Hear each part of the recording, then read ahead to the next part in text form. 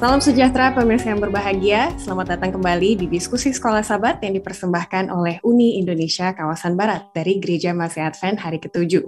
Di pelajaran ke-7 kali ini, kita akan memasuki perjanjian dengan Abraham. Ini merupakan perjanjian kedua yang kita pelajari setelah melihat apa yang Tuhan janjikan kepada Nuh.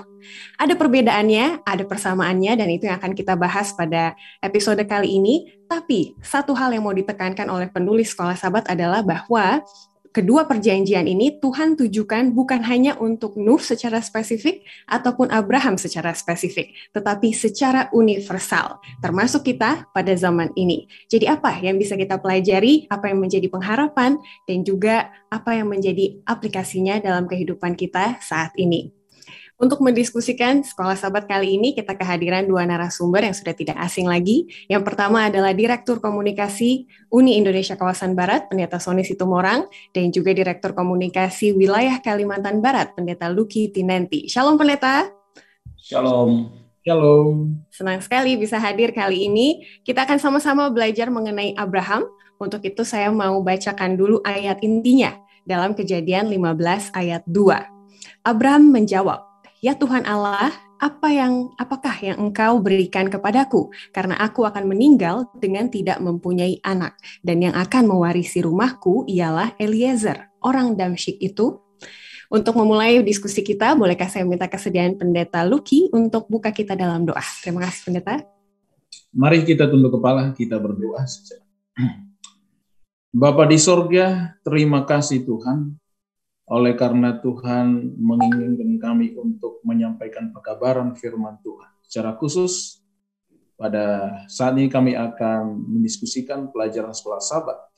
Dari pelajaran yang ke-7, kiranya hikmat Roh Kudus Tuhan bersama dengan kami, hamba-Mu, Pendeta Situmorang, dan juga Ivy.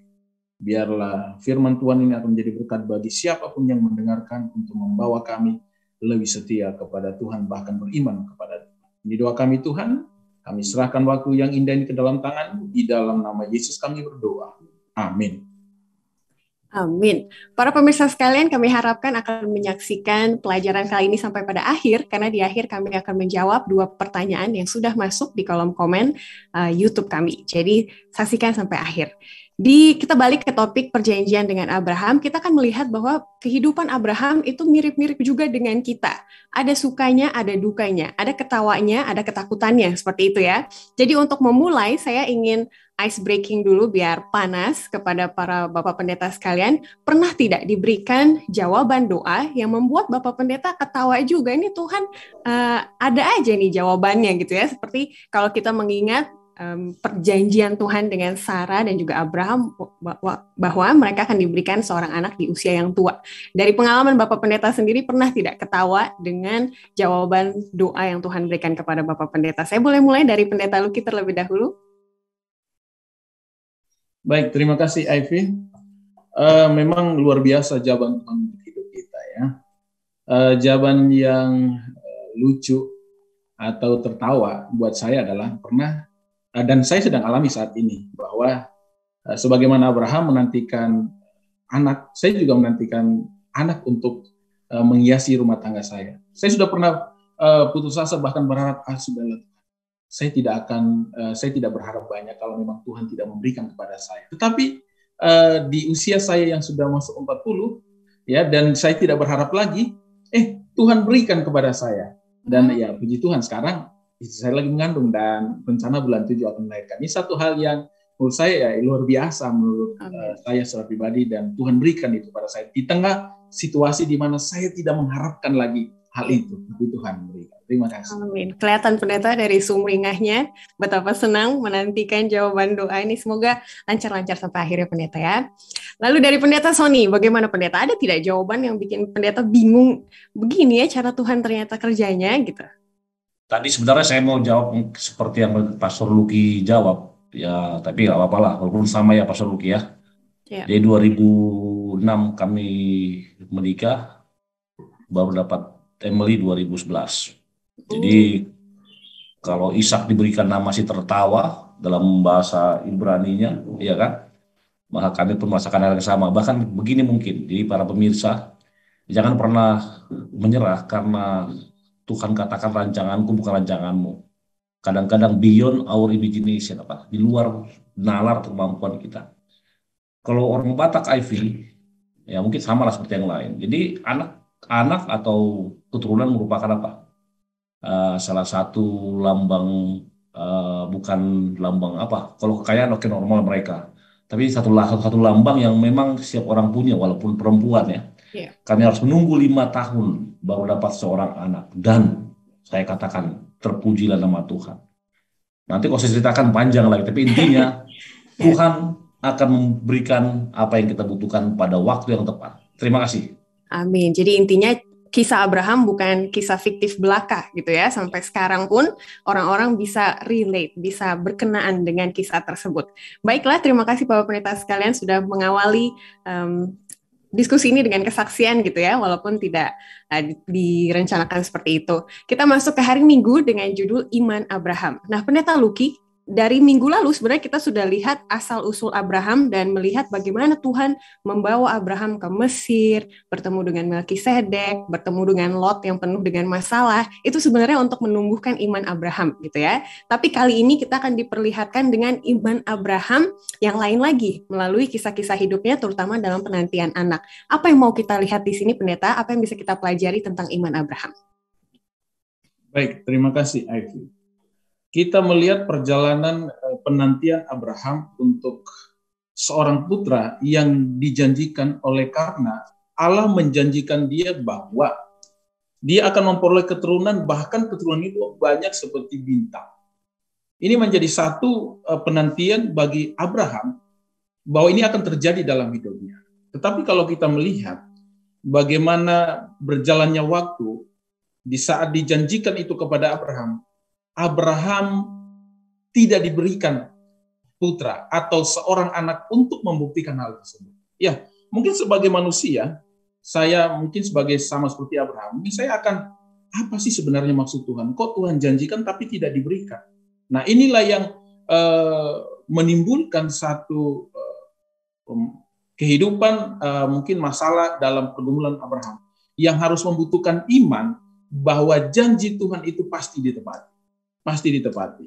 Dan ini menjadi pelajaran buat saya dan saudara bahwa sebagaimana Abraham harus membutuhkan iman percaya atas janji Tuhan kepadanya, maka kita pun harus punya iman yang sama untuk menantikan setiap janji Tuhan meskipun janji itu belum ditepati dalam waktu yang dekat. Tapi apa yang Tuhan berikan kepada Abraham membuat Abraham semakin yakin dan percaya, dan itu menjadi satu ketergantungan Abraham kepada Tuhan melalui iman percaya bahwa Tuhan akan menepati janji di dalam kehidupannya, dan hanya butuhkan iman untuk melihat bahwa Allah akan menepati itu dalam kehidupannya. Mungkin itu dapat saya sampaikan. Amin. Terima kasih Pendeta sudah mengawalinya.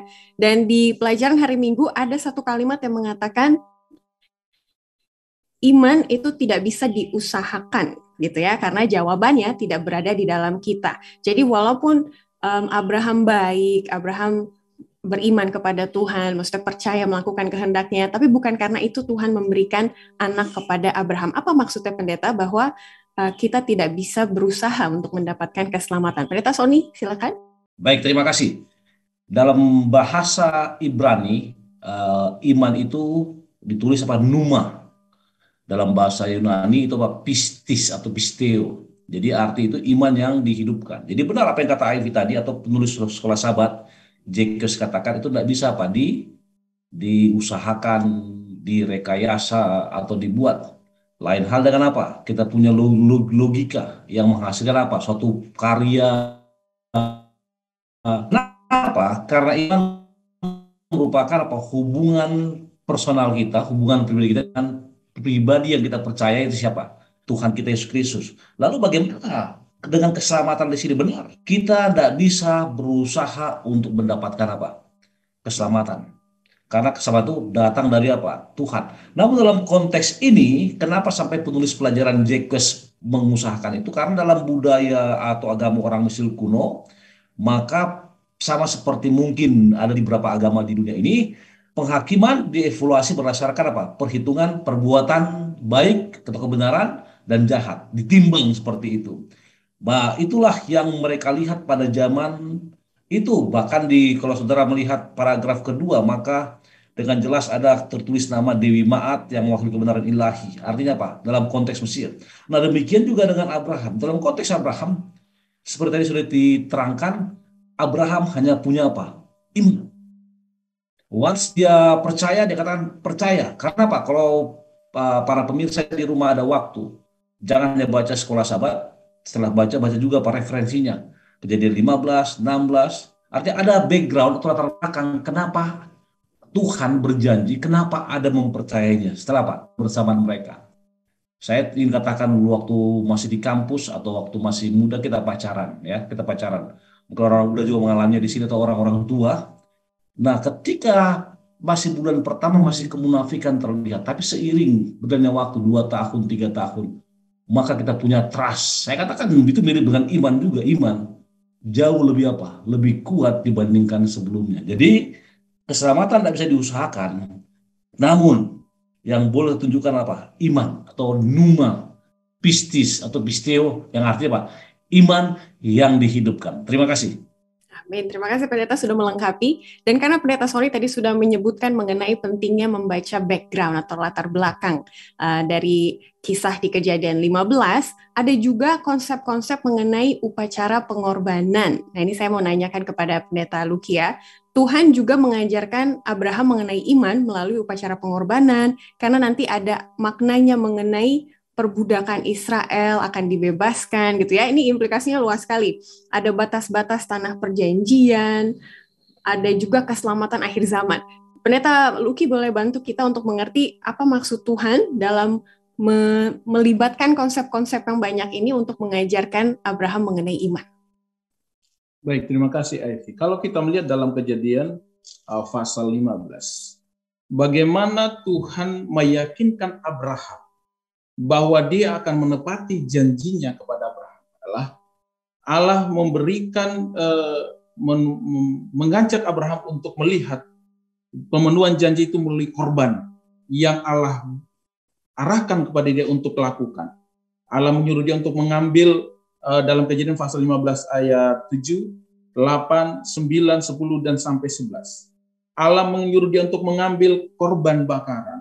Ambil seekor lembu betina berumur 3 tahun, kambing betina 3 tahun, dan beberapa hewan lagi. Dipotong itu. Dan hal itu sebenarnya untuk membuat agar Abraham yakin bahwa Allah akan menepati janjinya kepada Abraham. Nah, kita melihat bahwa dari korban itu menunjuk kepada korban Yesus. Ya, pengorbanan itu menunjukkan kepada korban Yesus, bahwa Yesus akan berkorban untuk keselamatan hidup kita. Korban itu ada hubungan dengan keselamatan. Dan bagaimana dari korban itu ada nubuatan yang diberikan kepada Abraham tentang keturunannya ini satu kelak nanti akan diperbudak selama 4 generasi atau 400 tahun di tanah pengasingan.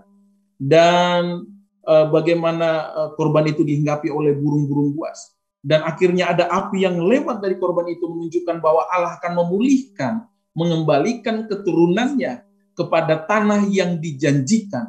Menunjukkan bahwa pengorbanan Yesus pun akan mengembalikan kita kepada kehidupan yang Allah janjikan kepada kita, itu tanah Kanaan surgawi dan keselamatan. Ini menunjukkan kepada kita agar kita yakin bahwa Allah pasti menepati janjinya. Allah akan memberikan yang terbaik untuk hidup kita. Sebagaimana Abraham dilihat bagaimana Allah memberikan kepada dia yang terbaik, maka kita pun akan melihat bahwa Allah akan memberikan terbaik untuk hidup kita. Terima kasih. Amin, terima kasih sudah jelas sekali. Jadi pemirsa jangan bingung kalau misalnya ini kan kisah Abraham gitu ya. Kenapa jadi ada konsep pengorbanan, konsep tanah perjanjian, konsep keselamatan, konsep Yesus malah gitu ya. Karena memang janji yang Tuhan berikan kepada Abraham bersifat universal. Mungkin pada saat itu konsepnya hanyalah untuk mengenai anak gitu ya, atau kemakmuran Abraham, tapi ke depannya itu akan melebar lagi efeknya kepada umat manusia. Terima kasih, kita akan lanjut ke hari Senin dengan judul Keraguan Abraham. Di sini kita melihat bahwa kisah Abraham itu sangat nyata, sangat daging gitu ya, bahwa ada juga keraguan yang Abraham miliki ketika janji Tuhan diberikan kepadanya. Dan di sini ada unik, Abraham merasa ragu, Sarah merasa putus asa, dan oleh karena itu Sarah mengambil inisiatif. Tapi inisiatifnya tidak baik kali ini ya. Bandingkan dengan inisiatifnya Nuh waktu menunggu tanah kering, dia mengirimkan burung gitu ya, bukan karena dia meragukan ini udah kering atau tidak gitu ya, tapi ada langkah iman di situ. Tapi inisiatif Sarah kali ini berbeda, Pendeta Sony Situmorang. Dua-duanya inisiatif, tapi yang satu menunjukkan iman, yang satu menunjukkan keraguan. Apa yang mau kita lihat di sini, Pendeta? Baik, terima kasih. Ini menarik ini, Kejadian pasal 16. Ini kan Hagar dan Ismail. Inisiatif Sarah menunjukkan keraguannya. Kalau saya melihat dari penulis pelajaran sekolah sahabat, ini ya mungkin pikiran saya, satu kalimat yang agak unik yang saya rasakan, sepertinya Sarah yang juga sudah mendengar janji Tuhan kepada Abraham di pasal 15. Sarah, yang saya yakin Abraham telah ceritakan semua bahwa dia menjadi ibu dari satu bangsa yang besar, keturunannya banyak, melihat hingga 10 tahun mereka di Kanaan hamil-hamil.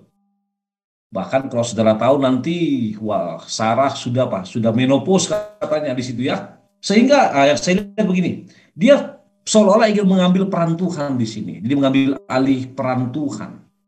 Instead of dia harusnya percaya, oke, yakin saja. Tapi dia gunakan logika. Kembali analogi ini, digunakan logika. Tidak mungkin dong saya sudah menopause untuk hamil lagi. Dia kalau Tuhan apa? Apa yang tidak mungkin bagi Tuhan mungkin bagi apa? Apa yang tidak mungkin bagi manusia mungkin bagi siapa? Dia katakan ambil siapa? Ambil Hagar. Nah, tadi Ivy katakan sama seperti siapa? Nuh dan Hagar. Nah, memang inisiatif Hagar ini seolah bahwa iman yang dimiliki Abraham seharusnya dia ikuti sebagai apa? Seorang istri.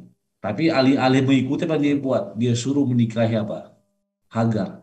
Namun pelajaran yang saya mau katakan itulah luar biasa Tuhan tersebut. Luar biasa. Walaupun dari sudut pandang matanya apa yang dibuat Hagar kurang cocok, namun Tuhan membuat segala sesuatu indah pada waktunya. Para pemirsa, kita pun di rumah kadang-kadang kita buat kesalahan. Kita buat satu pelanggaran. Bahkan yang fatal sekalipun. Namun Tuhan bisa switch. Sama seperti orang selalu bilang apa? Blessing in disguise. Di balik malapetaka, di balik kesusahan, di balik apa? Di balik satu problema, ada apa? Ada satu kebaikan, ada satu apa namanya? Suatu kebaikan lah. Berkat yang Tuhan mampu lakukan. Kenapa? Karena kisah Abraham ini atau Hagar, keraguan Abraham, keraguan Hagar merefleksikan kita sebagai manusia saat ini. Sering kita ragu. Ivy dari lahir jadi Advent. Lucky juga ya Lucky ya? Advent. Tapi seringkali kita ragu. Nah, ketika penulis-penulis ini dan Alkitab mengatakan jangan pernah ragu, ketika Allah berfirman, ikuti. Allah berfirman, turuti. Dan ada frase syama nanti di sini, syama Pak. Dengarkan suara Tuhan, dengarkan suaranya. Terima kasih, Ivy. Amin. Pendeta Sony sudah sekalian menjawab bagaimana cara-caranya untuk tidak ragu gitu ya. Tadi sudah disebutkan. Dan sini uniknya ada satu statement yang menarik Pendeta Lucky, dan saya mau tanya pendapat Pendeta Lucky. Di kalimat terakhir paragraf pertama dikatakan ironisnya strategi manusia ini tampaknya lebih efisien dari iman pada janji Tuhan, dan karena itulah kadang kita suka mengambil jalan sendiri karena kita tahu ini pasti berhasil nih gitu kan ya, tapi ujung-ujungnya juga berhasil tapi tidak sesuai dengan kehendak Tuhan. Pendeta ada yang mau ditambahkan di situ? Baik, terima kasih Ivy. Jadi kadangkala di tengah problema hidup kita, di tengah keputusasaan hidup kita mengambil tindakan-tindakan yang menurut kita bahwa ini adalah hal yang benar.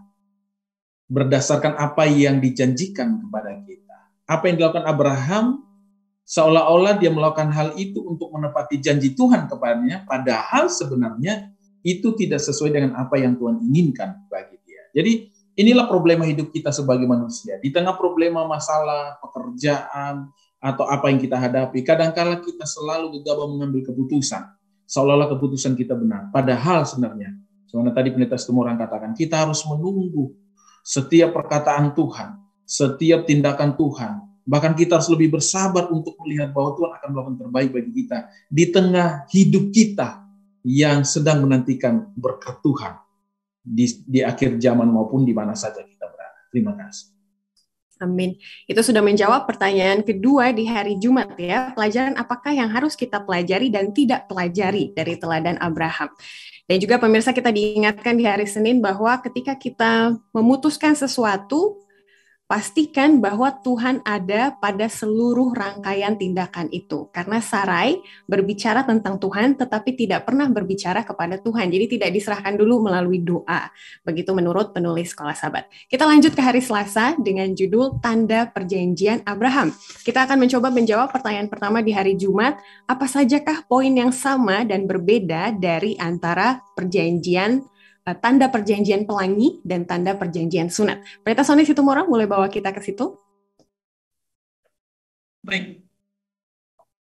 Kurangnya iman Abraham di pembelajaran pembuka terlihat dalam cerita sebelumnya. Kejadian 16. Nah, namun yang saya mau tekankan di sini, ingat, di pasal inilah perubahan nama jadi Abram menjadi Abraham, kemudian Sarai menjadi Sarah ya. Pertanyaan Ivy. Apa tadi Ivy? Apa perbedaan dan juga persamaan yang bisa kita lihat antara tanda perjanjian pelangi dan juga tanda perjanjian sunat? Oke, perjanjian sunat diberikan untuk lebih meyakinkan Abraham bahwa dia akan menjadi bangsa yang besar dalam konteks Kejadian pasal 17. Dan itu digenapi. Sedangkan perjanjian pelangi Tuhan berikan untuk menekankan bahwa aku Tuhan Allahmu dan kamu sebagai hambaku, berjanji tidak akan ada lagi air bah setelah hal ini. Nah, dua-duanya sama-sama perjanjian, namun perbedaannya apa? Satu masih berjalan untuk menggenapi bahwa kamu akan di bangsa yang besar. Ada. Yang satu lagi adalah bahwa tidak akan ada lagi air bah di Mesir. Namun untuk lebih jelas, coba kita baca paragraf ketiga hari Selasa. Penting juga bahwa perjanjian ini tadi dengan sunat dijelaskan dalam istilah merujuk kembali kepada nubuatan mesianik pertama. Di mana apa? Ada kesejaraan antara kejadian Tuhan pada Abraham tidak menyangkut peliharanan fisik satu bangsa atau janji spiritual bagi semua orang di bumi, dan janji perjanjian kekal mengacu pada pekerjaan mesianik. Ini mengarah kepada siapa? Kristus, mengenai keselamatan itu sendiri.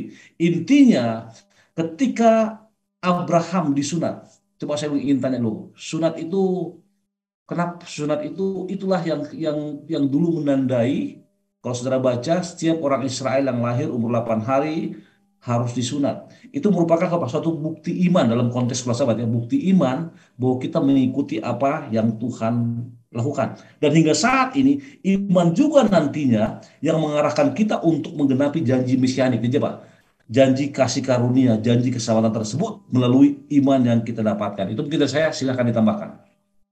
Iya, terima kasih. Jadi persamaannya adalah bahwa kedua perjanjian ini sifatnya universal gitu ya, bukan hanya kepada Abraham dan Nuh, tapi kita semua juga tidak akan pernah merasakan air bah, dan kita semua jika percaya kepada Tuhan juga diberkati gitu ya, seperti keturunan Abraham. Dan juga perbedaannya tadi, inti dari perjanjian kepada Abraham itu ada unsur nubuatan mesianik alias mengarah kepada Yesus. Terima kasih Pendeta Sony, sudah sangat jelas sekali. Dan kita mau mengarah ke pertanyaan hari Selasa yang di bawah. Nanti Pendeta Luki kalau ada yang mau ditambahkan tentang poin yang tadi boleh juga.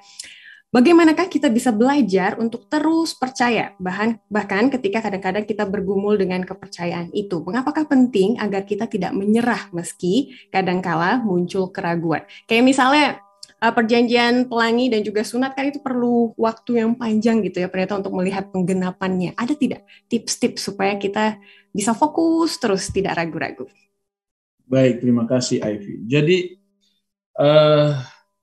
apa yang kita lihat kepada Abraham adalah kita diajarkan untuk terus percaya akan janji Tuhan meskipun dalam jangka waktu yang lama. Dalam jangka waktu yang lama. Kita melihat bahwa saya dan saudara tidak perlu menyerah, artinya bahwa kita tetap hidup di dalam Tuhan. Bagaimana tipsnya?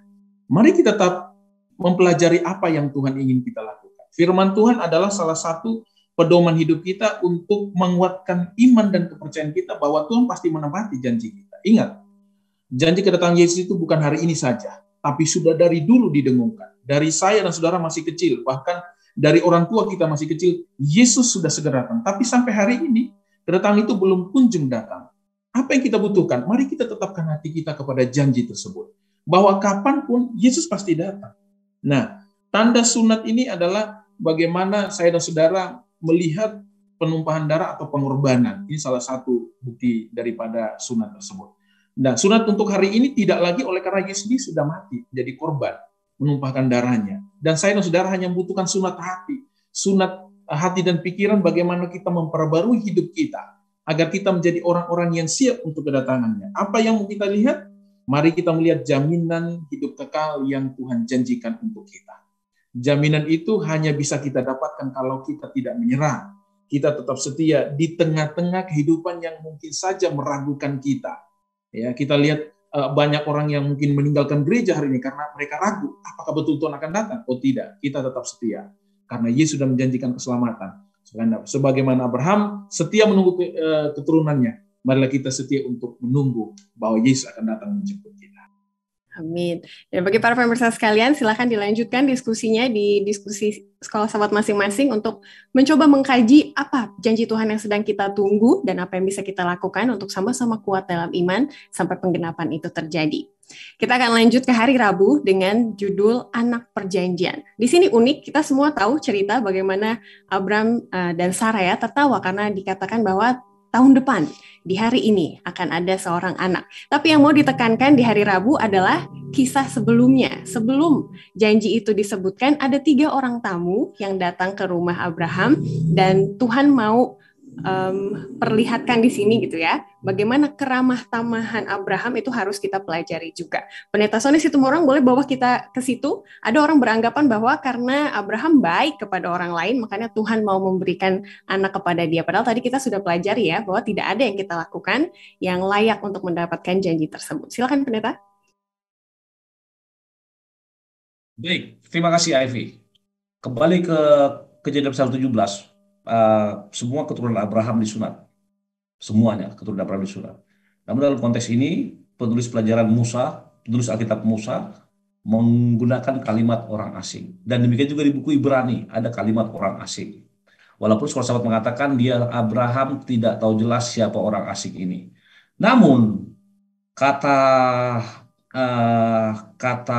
orang asing dalam Kejadian 18 ayat 3 disebutkan apa? Adonai. Itu setara dengan apa? Yahweh.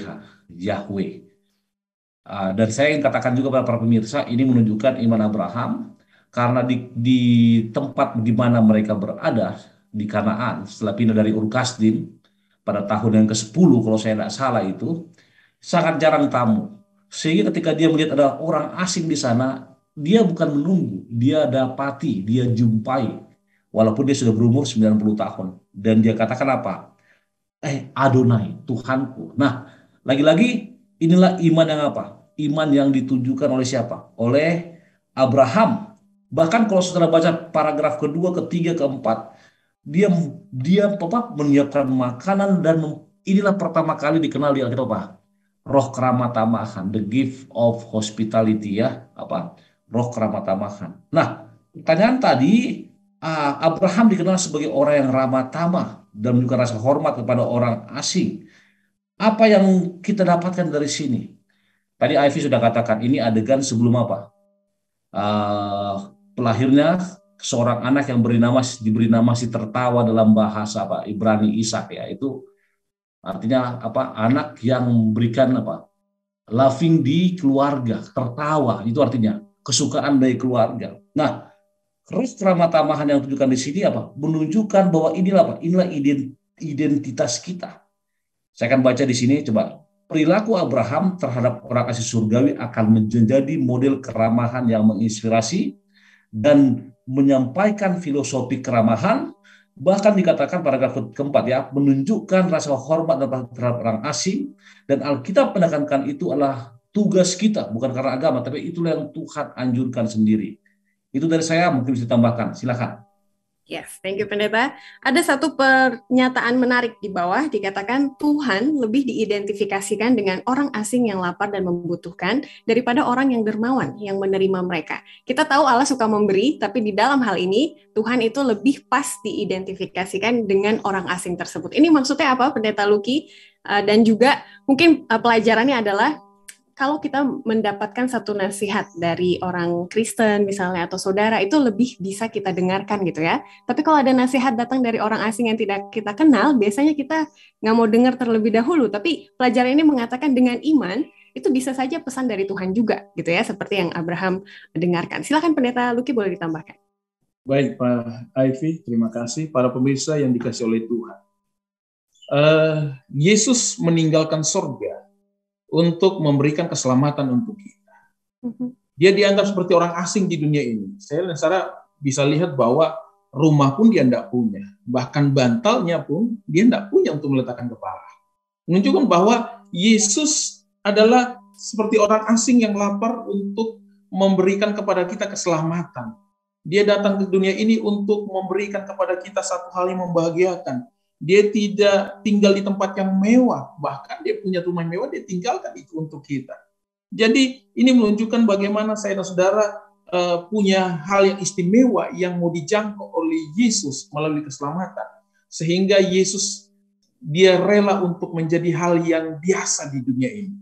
Ya, saudara bisa melihat bagaimana kita menjangkau orang yang dermawan dan orang yang biasa, ya, atau orang yang berpengetahuan dan tidak berpengetahuan. Mungkin saja kalau orang tidak berpengetahuan, mungkin kita menganggap pendapatnya biasa saja. Tapi kalau orang berpengetahuan, mungkin kita menghargai dia. Tapi ingat bahwa Yesus yang dianggap seperti orang asing ini punya hal yang luar biasa yang mau diberikan kepada kita. Kita menghargai Yesus. Dia seperti orang asing, tetapi hal yang diberikan kepada kita adalah satu hal yang berharga, yaitu hidup kekal. Bahkan dia menjangkau manusia sampai yang terbawah sekalipun. Dia hidup dengan berbagai kalangan orang. Dan ini menunjukkan kepada kita begitu luar biasa kehidupan Yesus yang ditunjukkan oleh kehidupan Abraham. Dan kita harus menghormati Yesus, kita harus ramah, bahkan kita menganggap dia sebagai orang istimewa di dalam kehidupan kita. Sebagaimana Abraham menjamu, malaikat itu datang kepadanya. Terima kasih. Amin. Jadi pemirsa, iman kita itu bisa dilihat dari cara kita menyikapi orang lain gitu ya, dengan hormat, dengan ramah tamah dan lain-lain. Itu adalah pencerminan iman kita. Lanjut lagi ke hari Kamis dengan judul Lot di Sodom. Kita perlu ingat juga bahwa Abraham adalah seorang nabi gitu ya. Jadi dia juga mengantarai Allah dengan umat-umat yang percaya kepadanya ataupun yang tidak pada saat itu. Termasuk Lot yang waktu itu dalam bahaya karena Sodom dan Gomora sudah sangat-sangat jahat. Pendeta Sony, apa yang bisa kita pelajari di sini mengenai Abraham yang berdoa kepada Tuhan supaya Lot diselamatkan? Baik, terima kasih. Orang asing digunakan lagi dalam kisah ini ya. Artinya Tuhan menjadikan dirinya sebagai orang asing. Juga nanti di perjanjian baru juga demikian ya, Ivy, Pastor Lucky. Kalau kamu punya baju satu, kalau kamu punya pemakanan, ketika aku berpenjara kamu apa? Apa katanya? Kamu harusnya datang ketika aku lapar. Kamu datang. Apa yang kita pelajari? Ingat, tadi Ivy sudah katakan Abraham juga adalah seorang nabi. Dan kalau saudara baca kisah Kejadian pasal 18 ayat 16 dimulai, doa syafaat untuk Sodom. Nah, apa yang kita pelajari? Ingat, ketika peristiwa terjadi, Abraham baru saja apa? Semakin yakin bahwa Tuhan memberikannya seorang putra. Nah ini kita lihat kata tadi, Tuhan itu beyond our imagination ya. Setelah dia kasih kabar baik, Tuhan bilang sama Lot, bagaimana itu Sodom? Saya mau apa? Membinasakannya loh. Yang pertama Abraham ingat, secara manusia yang saya pikirkan adalah siapa? Di Sodom ada siapa? Ada Lot, keponakannya. Wow, apa yang akan terjadi? Tuhan katakan kita akan apa? Musnahkan. Nah, dalam pelajaran hari Kamis ada di sana kisah konteks yang menceritakan bagaimana akhirnya Abraham tawar-menawar dengan Tuhan dari 50 akhirnya 10. Nah, apa yang kita bisa pelajari? Saudara-saudara, ketika Ivy bertanya begitu, maka saya langsung kepada aplikasinya. Terkadang kita sebagai manusia lebih sering memikirkan diri sendiri daripada orang lain. Sebaliknya, Yesus sebagai juru selamat kita, Tuhan sebagai Tuhan kita, selalu mengedepankan, mementingkan orang lain daripada kepentingan diri sendiri. Sehingga ingat, sunat diadakan. Apa sunat? Perjanjian akan lahirnya datangnya seorang apa? Juru selamat. Kemudian korban diadakan. Apa? Akan melematinya atau dikorbankannya seorang juru selamat. Bahkan Tuhan menggunakan kata anak tunggal. Kenapa? Karena bahasa itu yang dimengerti oleh siapa? Manusia. Bahasa anak tunggal lah yang menunjukkan suatu apa? Suatu kemahalan, satu berharganya seorang anak bagi manusia, apalagi anak tunggal. Tapi karena kasih Tuhan, Tuhan mau apa? Memberikannya. Nah, pelajaran yang bisa kita ambil adalah apa? Abraham memiliki mengikuti apa yang Tuhan katakan. Hingga akhirnya nantinya apa? Sodom dimusnahkan dan Gomora dan juga Lot selamat. Ivy sama Pastor Lucky, saya pernah ke kota itu. Ya, jadi beberapa kali, 4 kali ke sana mungkin. Kalau kami berfoto di patung di mana istri Lot itu apa? Jadi batu garam, garam. Kita nggak bisa keluar langsung selesai. Yang waktu itu kami buat adalah apa? Di mobil aircon semua, lalu lari kami berdua sama istri, lari ke depan sama seorang teman yang sudah siap sambil foto. Lari kira-kira 20 meter, berdiri, bergeser, foto, kabur. Kenapa? Panasnya bukan main. Jadi saya berpikir, wow, ketika sekarang aja panas, bagaimana ketika Sodom dan Gomora dibakar. Intinya sudah lama-lama lah kedepankan, prioritaskan orang lain, keluarga saudara kita dibandingkan diri kita sendiri. Pertanyaannya, apakah kita bisa melakukannya? Itu dari saya. Silakan, Evan. Tantangan pendeta harus kita ambil ya, karena saat ini sedang ada 40 hari berdoa sedunia, gitu kan, tanggal 3 Mei sampai tanggal 11 Juni. Tiap hari itu poin-poinnya mendoakan orang lain, saudara-saudara. Jadi mari kita mulai dari situ, ingat kita untuk mendoakan selama 40 hari ke depan. Terima kasih. Pendeta Lucky, ada satu pertanyaan menarik di hari Jumat nomor 3. Banyak orang yang mengatakan, tidak mungkinlah Allah menghukum orang-orang yang akan hilang, karena kan Dia kasih, gitu ya. Tapi sebagai orang yang percaya, kita tahu bahwa ada waktu, ada batas yang Tuhan berikan untuk orang itu bertobat. Nah, bagaimana kita sebagai orang percaya meyakinkan atau paling tidak memberitahukan bahwa yes, Allah itu kasih, tapi kita juga tidak boleh main-main gitu ya. Kita harus bertobat dan lain-lain. Silakan pendeta. Baik, terima kasih Ivy. Allah itu kasih, bahkan Alkitab menuliskan bahwa Allah itu panjang sabar. Panjang sabar berlimpah kasih setianya kepada umat manusia. Buktinya adalah, sampai hari ini Allah masih memberikan kesempatan kepada kita untuk bertobat. Tapi kita juga perlu tahu bahwa kesabaran Allah itu tidak bisa kita permainkan dalam hidup kita. Tidak bisa kita jadi membuat itu sebagai satu hal yang buat kita biasa saja, udah tidak bertobat, tidak.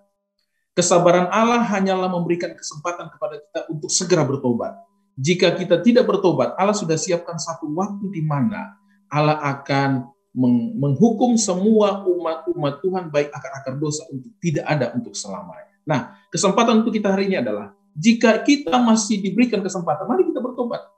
Jangan main-main dengan pertobatan. Sebagaimana Sodom dan Gomora, akhirnya Allah harus hancurkan, oleh karena mereka tidak memanfaatkan waktu itu, maka satu kelak nanti itu akan menjadi bagian kita. Jadi, kesabaran Allah adalah satu waktu baik kita untuk segera menggunakan waktu dengan sebaik-baiknya untuk bertobat. Tidak menunda-nunda waktu dalam kehidupan kita. Terima kasih. Amin, sangat tepat sekali untuk menjawab pertanyaan tadi. Kita masuk ke konklusi penutupan sebelum kita akan menjawab 2 pertanyaan yang sudah masuk dari para pemirsa sekalian.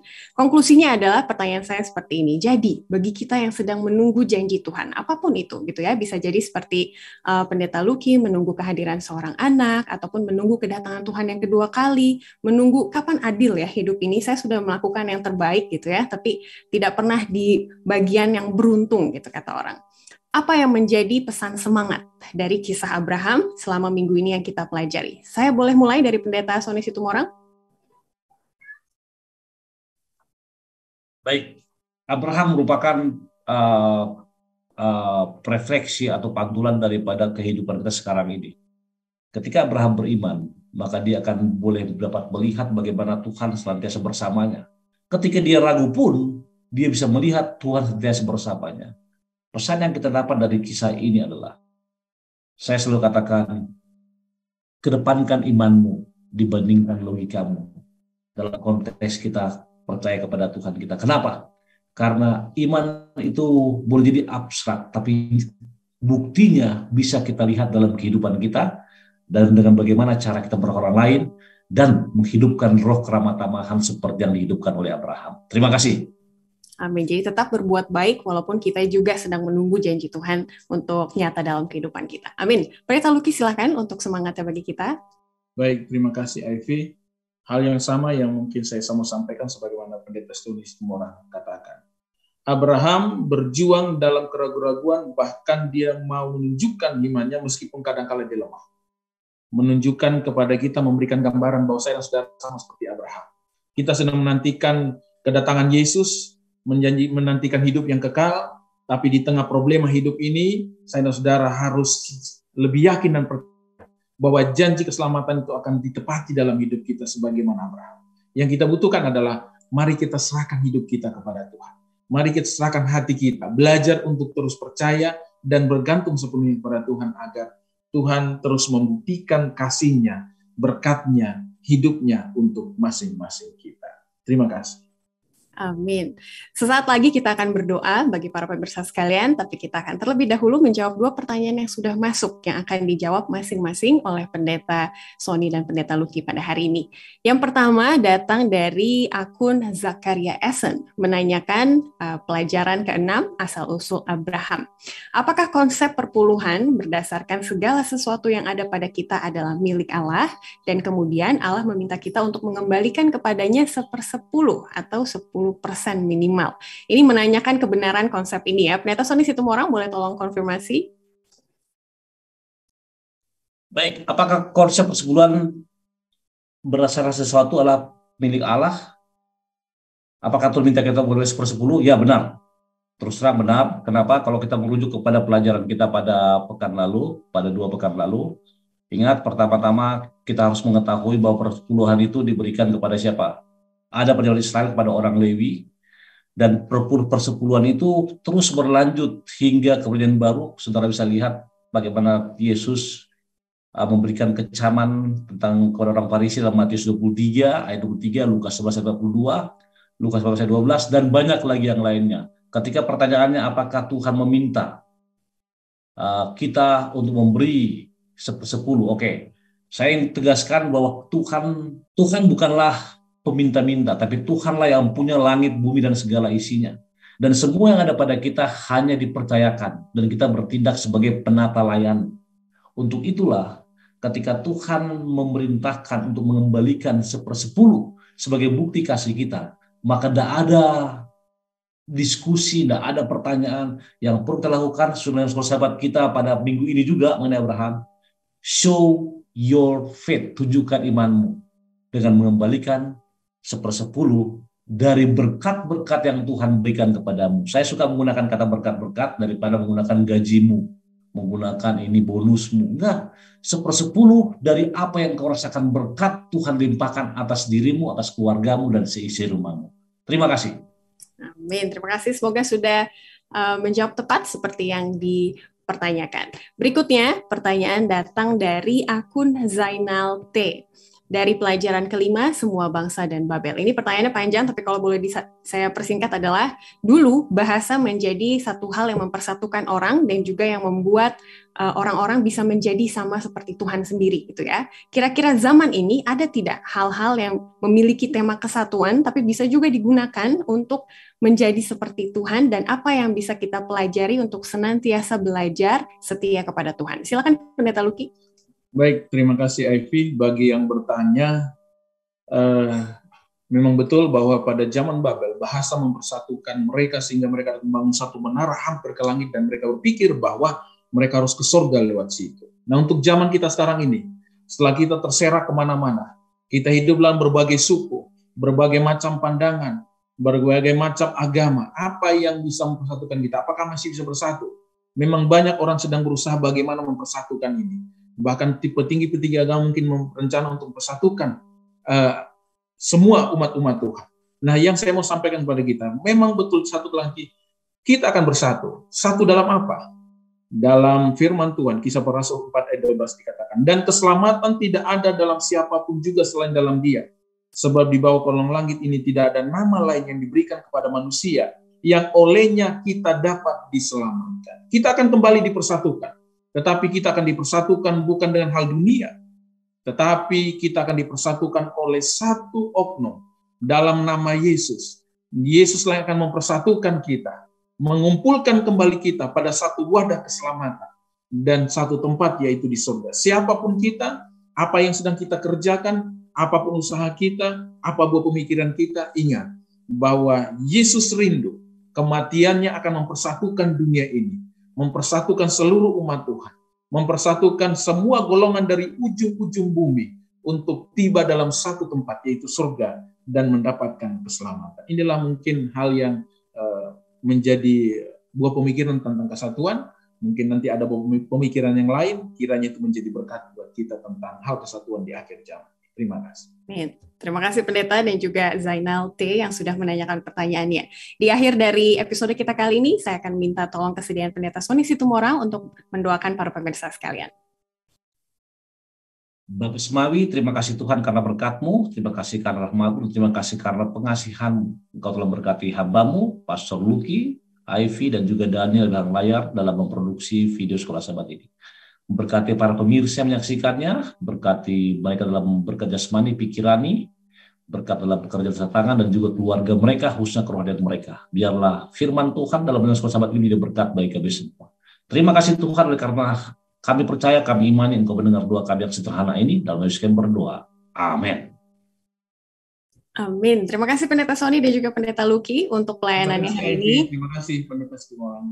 Dan bagi para pemirsa sekalian, kami menghargai kebersamaan kita dan juga kami tunggu interaksinya melalui pertanyaan ataupun komen yang bisa dicantumkan di bawah video ini. Kita akan kembali lagi di episode berikutnya karena janji Tuhan itu ada banyak, tidak berhenti di Abraham saja, dan kita akan lihat apakah Tuhan tetap memelihara janjinya di kehidupan Abraham sampai pada akhir hayatnya. Tentu kita akan berdoa, kita semua sehat, sampai ketemu lagi minggu depan. Tuhan memberkati.